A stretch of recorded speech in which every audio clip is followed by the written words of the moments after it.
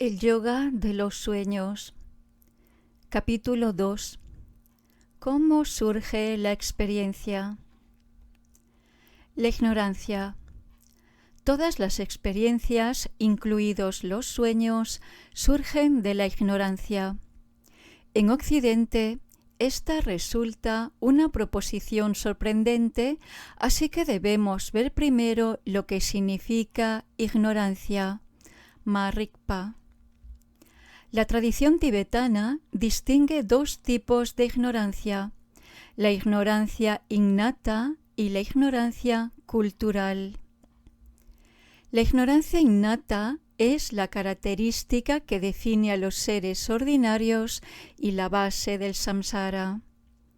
Es la ignorancia de nuestra verdadera naturaleza y de la verdadera naturaleza del mundo, que resulta en el enredo con los engaños de la mente dual.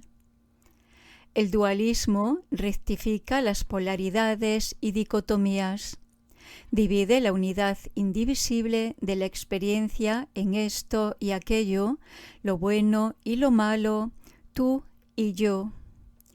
Basados en estas divisiones conceptuales, desarrollamos preferencias que se manifiestan como ambición y aversión. Estas son las respuestas habituales que definen aquello que identificamos como lo que somos. Queremos esto y no aquello. Creemos en esto y no en aquello. Respetamos esto y menospreciamos aquello. Queremos placer, comodidad, riqueza y fama, y tratamos de escapar del dolor, la pobreza, la vergüenza y la incomodidad. Queremos estas cosas para nosotros mismos y para aquellos a quienes amamos, sin importarnos lo que suceda a los demás. Queremos una experiencia diferente de la que estamos teniendo o nos aferramos a una determinada experiencia tratando de eludir los cambios inevitables que la harán llegar a su fin. Existe un segundo tipo de ignorancia que está condicionada culturalmente. Aparece cuando los deseos y las aversiones se institucionalizan en la cultura y se codifican en el sistema de valores. Por ejemplo, en la India, los hindúes creen que es incorrecto comer carne de res, pero consideran apropiado comer cerdo. En cambio, los musulmanes creen que es apropiado comer carne de res, pero tienen prohibido comer cerdo. Los tibetanos comen ambos. ¿Quién está en lo correcto? El hindú cree que los hindúes están en lo correcto. El musulmán cree que los musulmanes están en lo correcto. Y el tibetano cree que los tibetanos están en lo correcto. Estas diferentes creencias surgen de las predisposiciones y creencias que son parte de cada cultura, no de una sabiduría básica. Otro ejemplo puede encontrarse en los conflictos internos de la filosofía. Existen muchos sistemas filosóficos que se definen por desacuerdos sutiles entre sí.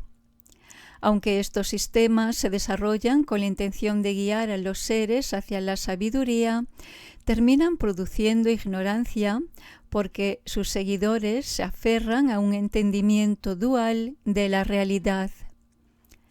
Esto es inevitable en cualquier sistema conceptual, ya que la mente conceptual es sólo una manifestación de la ignorancia. La ignorancia cultural se desarrolla y preserva en tradiciones.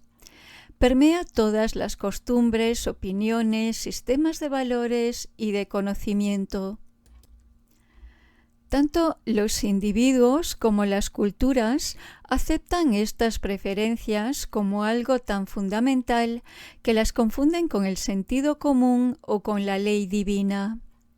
Crecemos apegados a ciertos valores, a un partido político, un sistema médico, una religión, una opinión acerca de cómo deben ser las cosas.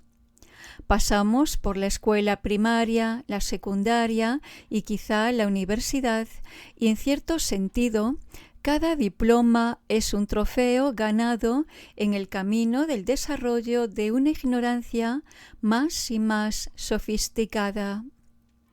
La educación refuerza el hábito de ver el mundo a través de determinado lente. Podemos volvernos expertos en una perspectiva equivocada, volvernos muy precisos en nuestra forma de entenderla y relacionarnos con otros expertos. Lo mismo puede ocurrir con la filosofía, en la que uno aprende con detalle sistemas intelectuales y desarrolla la mente para hacer de ella un agudo instrumento inquisitivo. Sin embargo, mientras no traspasemos nuestra ignorancia innata, solo estaremos desarrollando un prejuicio adquirido, no la sabiduría básica. Nos apegamos a las cosas más nimias, una marca específica de jabón o un corte de pelo determinado. En otra escala, desarrollamos sistemas políticos y religiosos, filosofías, psicologías y ciencias. Nadie nace con la idea de que es incorrecto comer cerdo o comer carne de res, o de que un sistema filosófico es correcto y el otro no, de que esta religión es verdadera y aquella no. Todo eso debe aprenderse. La fidelidad a ciertos valores es el resultado de la ignorancia cultural, pero la propensión a aceptar perspectivas limitadas que se originan en el dualismo es la manifestación de la ignorancia innata. Esto no es malo, es simplemente lo que es. Nuestros apegos nos pueden llevar a la guerra, pero también se manifiestan como tecnologías útiles y artes diversas que son de gran beneficio para el mundo. Mientras no seamos seres iluminados, participamos de la dualidad y eso está bien. En el Tíbet hay un refrán popular que dice: cuando estés en el cuerpo de un burro, disfruta el sabor del pasto. En otras palabras, debemos apreciar y disfrutar esta vida porque tiene sentido y es valiosa en sí misma y porque es la vida que estamos viviendo. Si no tenemos cuidado, podemos utilizar las enseñanzas para apoyar la ignorancia.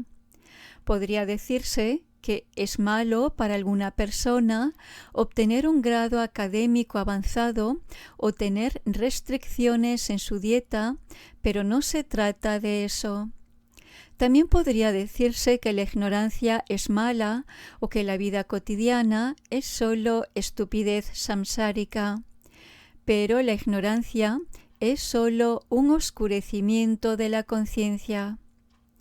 Estar apegado a ella o sentirse repelido por ella es el mismo viejo juego de la dualidad, que se despliega ahora en el ámbito de la ignorancia misma.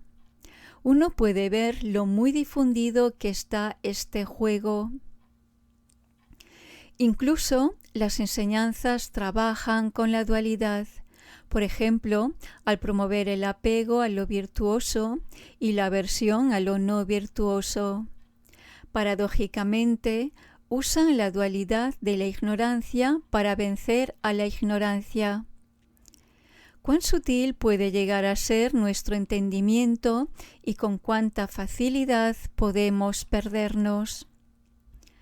Por ello es tan necesaria la práctica, ya que nos permite tener una experiencia directa en lugar de desarrollar otro sistema conceptual que elaborar y defender. Cuando las cosas se ven desde una perspectiva más elevada, tienden a nivelarse.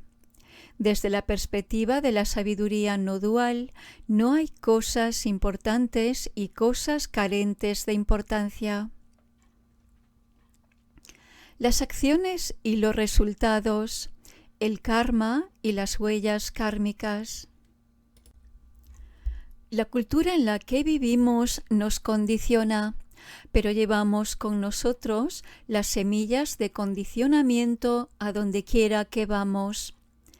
Cualquier cosa que nos perturba está, de hecho, en nuestra mente. Culpamos al entorno por nuestra infelicidad, por nuestra situación, y creemos que si pudiéramos cambiar las circunstancias, seríamos felices. Sin embargo, la situación en la que nos encontramos solo es la causa secundaria de nuestro sufrimiento. La causa primaria es nuestra ignorancia innata, de la que resulta el deseo de que las cosas sean distintas. Podríamos decidir escapar de la vida de la ciudad que tanta tensión provoca, e irnos a vivir a la orilla del mar o a las montañas. Pudiera ser también que decidiéramos dejar el aislamiento y las dificultades del campo para ir a la ciudad y vivir sus estímulos. Estos cambios pueden ser agradables porque las causas secundarias se han alterado y quizá encontremos satisfacción, pero solo por corto tiempo, ya que la raíz de nuestro descontento se va con nosotros a la nueva casa y de ella brotan nuevas insatisfacciones. Pronto nos vemos atrapados nuevamente en la confusión de la esperanza y el miedo. Quizá pensemos que si tuviéramos más dinero o una mejor pareja o un mejor cuerpo o empleo o educación, entonces seríamos felices. Pero sabemos que no es así. Los ricos no están libres del sufrimiento. Una nueva pareja nos causará alguna insatisfacción. Nuestro cuerpo envejecerá. El nuevo trabajo será menos interesante con el tiempo, y así sucesivamente. Cuando pensamos que la solución para nuestra infelicidad puede encontrarse en el mundo externo, nuestros deseos solo pueden saciarse temporalmente. Puesto que no entendemos esto, nos vemos arrastrados por los vientos del deseo, siempre intranquilos e insatisfechos. Estamos gobernados por nuestro karma y continuamente sembramos semillas para una nueva cosecha kármica. Esto no solo nos distrae de nuestro camino espiritual, sino que además impide que encontremos satisfacción y felicidad en nuestra vida cotidiana. Mientras nos identifiquemos con nuestra mente cambiante y reaccionemos a la experiencia con ambición y aversión, producimos emociones negativas que nacen en el espacio entre lo que es y lo que queremos que sea. Las acciones que se generan a partir de estas emociones, que incluyen casi todas las acciones en nuestra vida cotidiana, dejan huellas kármicas. Karma significa acción. Las huellas kármicas son los resultados de acciones que quedan en nuestra conciencia mental e influyen en nuestro futuro. Podemos entenderlas parcialmente si pensamos en ellas como lo que en Occidente se denomina las tendencias del inconsciente. Son inclinaciones, patrones de conducta interna y externa, reacciones arraigadas y conceptualizaciones habituales. Ellas dictan nuestras reacciones emocionales a diversas situaciones, nuestro entendimiento intelectual y también nuestros hábitos emocionales característicos y nuestras rigideces intelectuales. Creamos y condicionamos nuestras maneras de responder a cada aspecto de nuestra experiencia. El siguiente es un ejemplo de huellas kármicas en un nivel general, aunque se manifiesta la misma dinámica en los niveles más sutiles que permean toda la experiencia. Supongamos que un hombre crece en una casa donde las personas pelean mucho. Tal vez, después de 30 o 40 años de haber dejado su hogar, al ir caminando por la calle pasa por una casa donde algunas personas están discutiendo. Esa noche sueña que se pelea con su esposa o compañera. En la mañana, al despertar, se siente afligido y retraído. Su pareja lo nota y reacciona a esto, lo cual lo irrita aún más. Esta serie de experiencias muestra algo sobre las huellas kármicas. Cuando ese hombre era joven, reaccionó ante los pleitos en su casa con miedo, enojo y dolor. Sintió aversión hacia los pleitos, una respuesta normal a tales situaciones. Y esta aversión dejó una huella en su mente.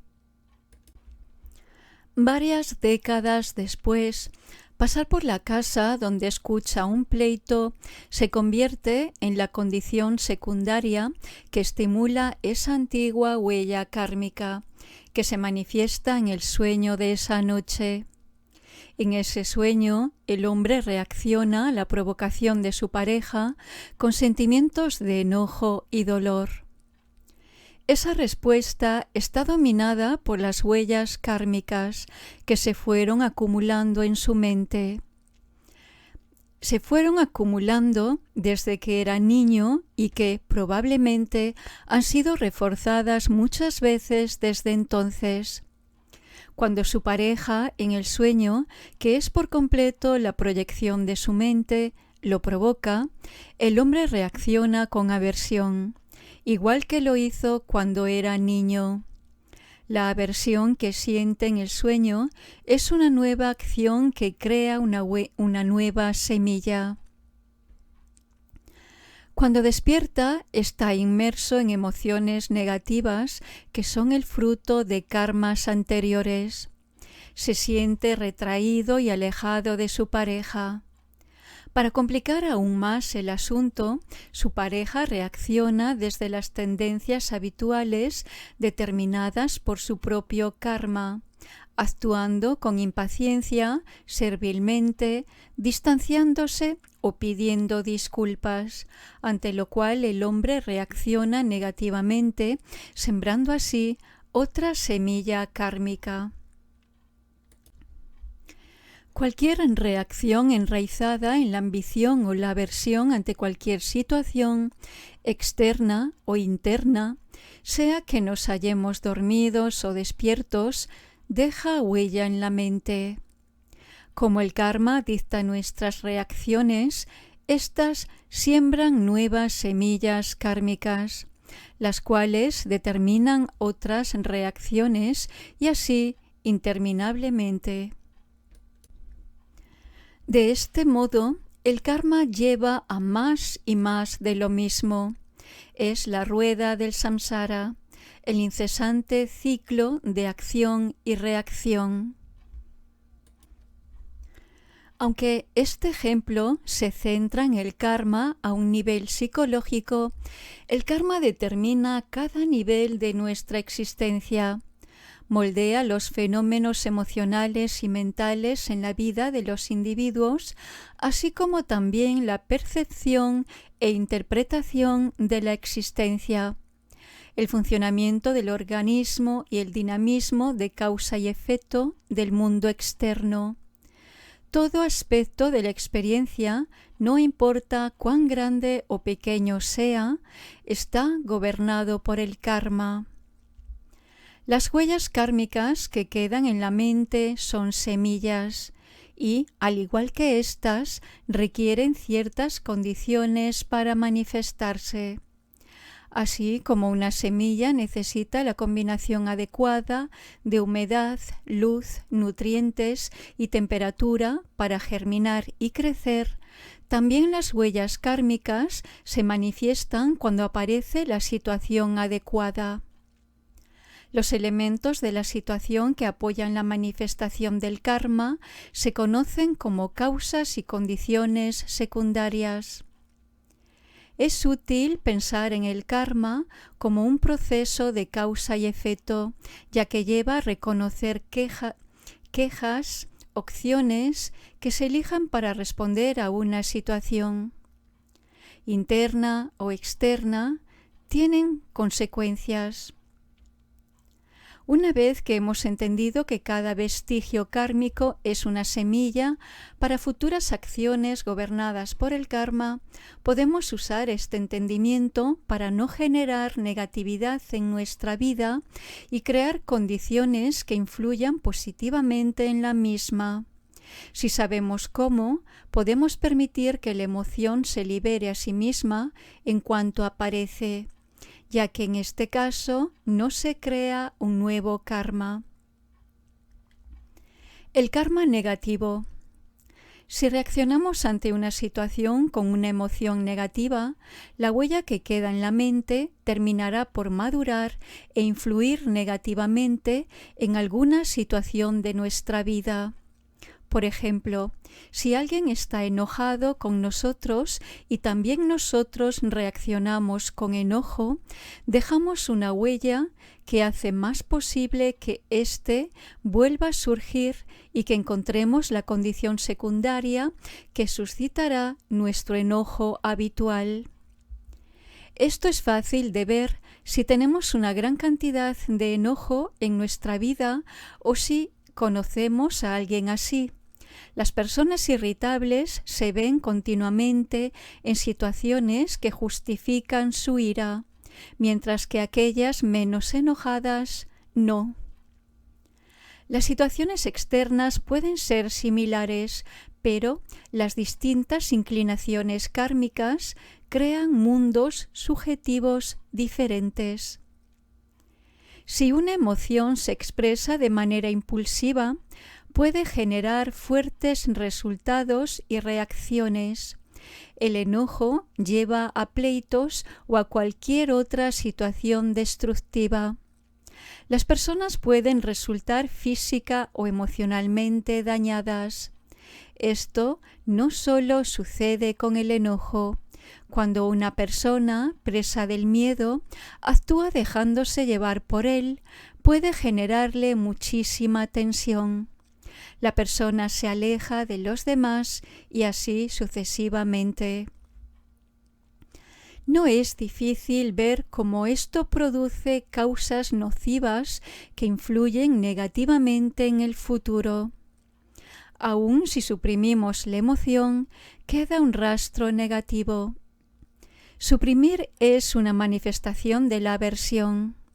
Ocurre cuando tensamos algo dentro de nosotros mismos, cuando ponemos alguna cosa detrás de la puerta y le echamos llave, forzando así a una parte de nuestra experiencia a permanecer en la oscuridad, donde espera, aparentemente hostil, hasta que la causa secundaria apropiada la llame. Esto puede manifestarse de muchas maneras. Por ejemplo, si suprimimos nuestra envidia respecto a otros, esta podrá manifestarse más adelante como una explosión emocional o podrá presentarse en un juicio muy severo acerca de aquellos a quienes secretamente envidiamos, aun cuando neguemos esta envidia ante nosotros mismos. Un juicio mental también es una acción basada en la aversión y por lo tanto también crea semillas kármicas negativas. El karma positivo. En lugar de manifestar cualquiera de estas reacciones negativas, dejar que nuestra conducta sea regida por las tendencias kármicas o suprimirlas, podemos hacer una pausa, comunicarnos con nosotros mismos y manifestar el antídoto para esta emoción negativa. Si alguien está enojado con nosotros y nuestro propio enojo surge, el antídoto es la compasión. Evocarla puede parecer forzado y poco auténtico al principio, Pero si reconocemos que la persona que nos irrita está siendo manejada por su propio condicionamiento y está sufriendo una constricción en su conciencia, ya que está atrapada en su propio karma negativo, podemos sentir algo de compasión y dejar ir nuestras reacciones negativas. Al hacer esto, comenzamos a modelar nuestro futuro en forma positiva. Esta nueva respuesta, basada todavía en el deseo de virtud, paz o desarrollo espiritual, en este caso, produce una huella kármica positiva que planta la semilla de la compasión. La próxima vez que nos topemos con el enojo, habrá un poco más de probabilidades de que respondamos con compasión, lo cual es mucho más cómodo y brinda más espacio que la estrechez del enojo con el que pretendemos protegernos.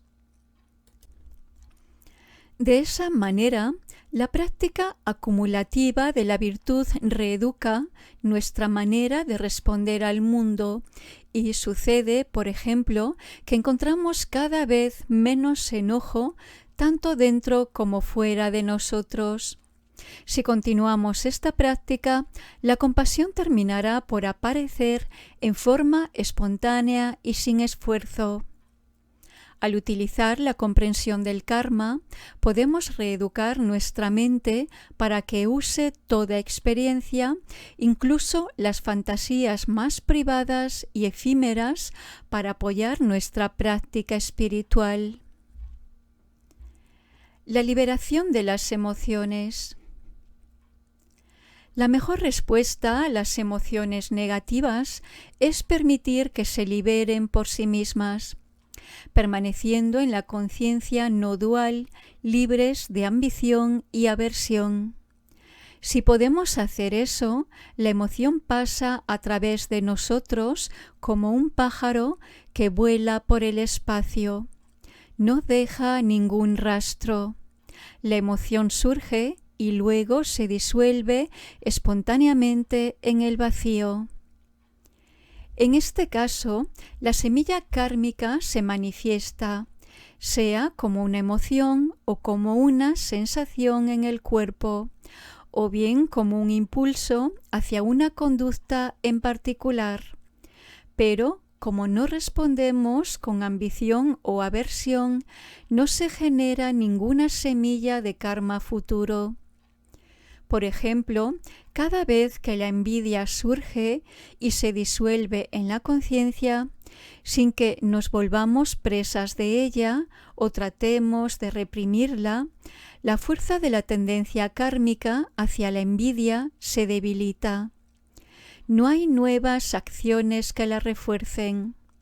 Al liberar las emociones de esa manera, se corta el karma desde su raíz. Es como quemar las semillas kármicas antes de que tengan la oportunidad de crecer y manifestarse como problemas en nuestra vida. Podría uno preguntarse por qué es mejor liberar la emoción que producir karma positivo. La respuesta es que todas las huellas kármicas nos constriñen, nos restringen en identidades particulares. La meta del camino es la liberación total de todo condicionamiento. Esto no significa que una vez que uno está liberado, la compasión y otros rasgos positivos no estarán presentes. De hecho, lo están. Pero cuando ya no estamos manejados por las tendencias kármicas, podemos ver nuestra situación claramente y responder de manera espontánea y apropiada, en lugar de ser empujados en una u otra dirección. La compasión relativa que surge del karma positivo es buena, pero es mejor la compasión absoluta que surge sin esfuerzo y en forma perfecta en un individuo liberado de las condiciones kármicas. En esta hay más espacio, lo incluye todo, es más efectiva y está libre de los engaños del dualismo. Si bien permitir que la emoción se libere a sí misma es la mejor forma de responder, resulta difícil hacerlo sin tener antes una práctica desarrollada y estable. Pero, independientemente de cómo sea nuestra práctica ahora, podemos decidir parar por un momento cuando la emoción aparezca, entrar en contacto con nosotros mismos y elegir actuar de la mejor manera posible. Podemos aprender a suavizar la fuerza del impulso de los hábitos kármicos. Podemos usar el proceso conceptual para recordar que la emoción que vivenciamos es simplemente el fruto de huellas kármicas anteriores. Quizá podemos relajar nuestra identificación con esa emoción o punto de vista y abandonar nuestra actitud defensiva. A medida que se afloja el nudo de la emoción, la identidad se relaja y hay más espacio. Podemos escoger una mejor respuesta plantando semillas de karma positivo. Es importante recalcar de nuevo que esto debe hacerse sin reprimir la emoción. Debemos relajarnos y generar compasión. No suprimir el enojo rígidamente en nuestro cuerpo mientras tratamos de traer a la mente buenos pensamientos. El camino espiritual no se propone beneficiarnos solo en el futuro lejano o en la próxima vida. A medida que nos entrenamos para reaccionar en forma positiva a las situaciones que vivimos, cambiamos nuestras huellas kármicas y desarrollamos cualidades que afectan positivamente la vida que llevamos ahora. Si podemos ver con mayor claridad que cada experiencia, por pequeña o privada que sea, tiene un resultado, podemos usar esa comprensión para cambiar nuestra vida y nuestros sueños. Los oscurecimientos de la conciencia. Las huellas kármicas se quedan en nosotros como remanentes psíquicos de actos motivados por la ambición o la aversión. Son oscurecimientos de la conciencia almacenados en la base de la misma conciencia del individuo. Aunque se habla de ella como de un contenedor, esta conciencia es equivalente a los oscurecimientos de la conciencia. Cuando ya no hay oscurecimientos en la conciencia, no hay esa base de conciencia, esos oscurecimientos. No es una cosa o un lugar, es la dinámica en la que se basa la organización de la experiencia dual. Es tan insustancial como una colección de hábitos y tan poderosa como los hábitos que permiten que el lenguaje tenga sentido, que las formas aparezcan como objetos y que la existencia misma sea algo significativo que podemos entender y donde podemos funcionar. La metáfora común para estos oscurecimientos es la de una bodega o depósito que no puede ser destruido. Podemos pensar que ellos guardan una colección de patrones o esquemas.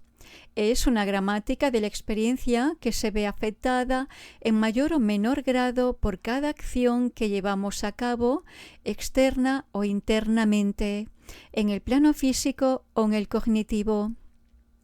Mientras haya tendencias habituales en la conciencia de un individuo, existen esos oscurecimientos. Cuando uno muere y el cuerpo se deteriora, ellos perduran. Las huellas kármicas continúan hasta que sean purificadas. Una vez que se purifican, estos oscurecimientos dejan de existir y el individuo es un Buda. Las huellas kármicas y los sueños. Toda la experiencia samsárica está moldeada de acuerdo con las huellas kármicas.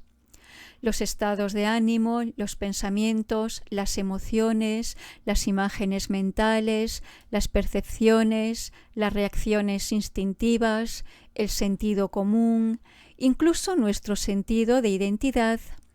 Todo está gobernado por el karma.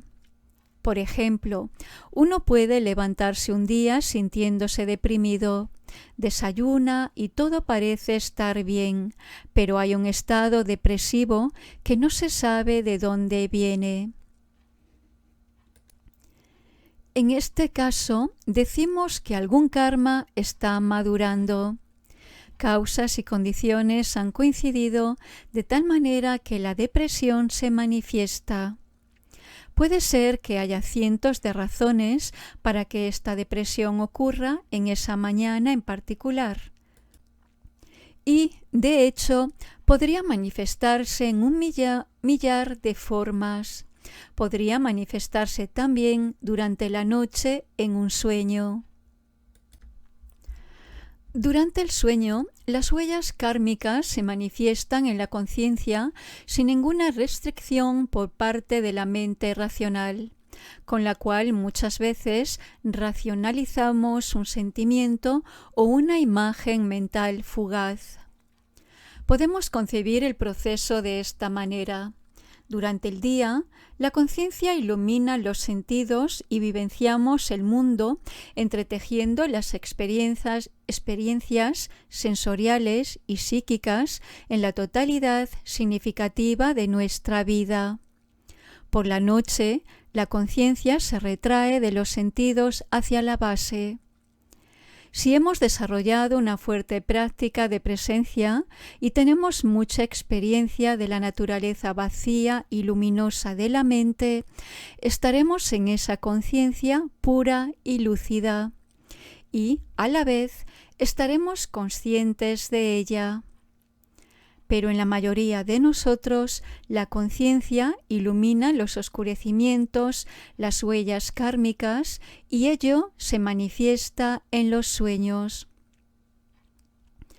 Las huellas kármicas son como fotografías que tomamos de cada experiencia.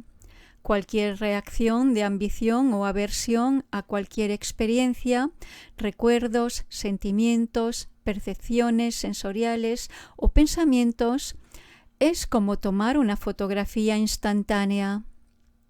En el cuarto oscuro de nuestro dormir revelamos la película. Las imágenes que se revelen cada noche estarán determinadas por las condiciones secundarias con las que nos hayamos topado recientemente. Algunas imágenes o huellas quedan impresas de manera profunda en nosotros en virtud de reacciones poderosas, mientras que otras que han surgido de experiencias superficiales dejan solo un residuo sutil. La conciencia, como la luz de un proyector, ilumina las huellas que han sido estimuladas y éstas se manifiestan como las imágenes y experiencias del sueño. Las acomodamos una tras otra como en una película, ya que esa es la manera en que nuestra psique trabaja para poder darles sentido. Ello genera una narración construida a partir de tendencias e identidades habituales, el sueño. Este mismo proceso ocurre continuamente cuando estamos despiertos, creando así lo que solemos llamar nuestra experiencia. Es fácil entender la dinámica en el sueño, ya que se puede observar sin las limitaciones del mundo físico y de la conciencia racional. Durante el día, seguimos ocupados en ese mismo proceso de crear sueños y proyectamos esa actividad interna de la mente al mundo, pensando que nuestras experiencias son reales y ajenas a nuestra mente. En el yoga del soñar, La comprensión del karma se usa para entrenar la mente para que reaccione en otra forma ante la experiencia. Eso crea nuevas huellas kármicas a partir de las cuales se generan sueños más conducentes a la práctica espiritual. No se trata de forzar o de que la conciencia actúe imperativamente para reprimir al inconsciente. El yoga del soñar se apoya más bien en una conciencia incrementada y una intuición profunda que nos permiten tomar opciones positivas en la vida. Entender la estructura dinámica de la experiencia y las consecuencias de las acciones nos lleva a reconocer que toda experiencia de cualquier tipo es una oportunidad para la práctica espiritual. La práctica del sueño también nos proporciona un método para quemar las semillas del karma futuro durante el sueño. Si permanecemos con la conciencia despierta durante el sueño, podemos permitir que las semillas kármicas se liberen en el momento en el que surgen, con lo cual dejarán de manifestarse en nuestra vida como estados negativos. Lo mismo que en la vida de vigilia, esto solo ocurrirá si podemos permanecer en la conciencia no dual o rigpa, la luz clara de la mente. Si esto no nos es posible, al menos podemos desarrollar tendencias que nos permitan elegir una conducta espiritualmente positiva aún en los sueños, hasta que podamos rebasar por completo las preferencias y el dualismo. Finalmente, cuando purificamos los oscurecimientos de la conciencia hasta que no queda ningún vestigio de ellos, ya no hay película, ni influencias kármicas escondidas que coloreen y den forma a la luz de nuestra conciencia. Debido a que las huellas kármicas son las raíces de los sueños, cuando se agotan por completo, solo queda la luz pura de la conciencia. No hay más película, no hay historia, ya no hay soñante ni sueño, solo la naturaleza luminosa fundamental que es la realidad absoluta. Por esta razón, ya no hay más sueños en la iluminación